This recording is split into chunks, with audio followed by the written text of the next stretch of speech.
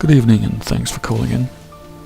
I thought I'd paint bamboo this evening as a young lady reminded me with her interest in it that I haven't tried my hand for some time on bamboo and rocks. Chinese painting is generally divided by subject matter into four broad categories: figures, landscapes, flowers and birds, and bamboo and rocks. The first three categories succeeded each other in the summits of their developments, while the painting of bamboo and rocks became a casual pleasure of the educated elite from the 12th century onwards. Stones and bamboo originally appeared as background objects in other types of paintings, but gradually evolved into a separate genre.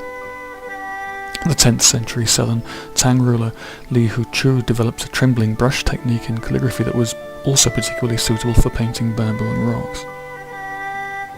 Tang Xiya, an artist of the same time, adapted it for that very purpose. In the following Sung dynasty, the painting of bamboo became more and more popular, and many famous scholars such as Wen Zeng and Su Shi were also well known for their paintings of bamboo. The tradition underwent tremendous development during the 14th century and later times.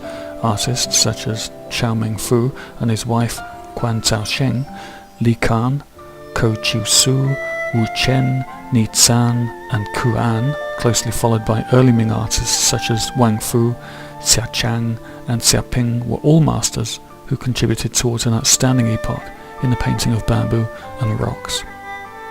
Their painting is a meditative exercise, and in this meditation it has many styles of creation: fast, slow, wet and dry style.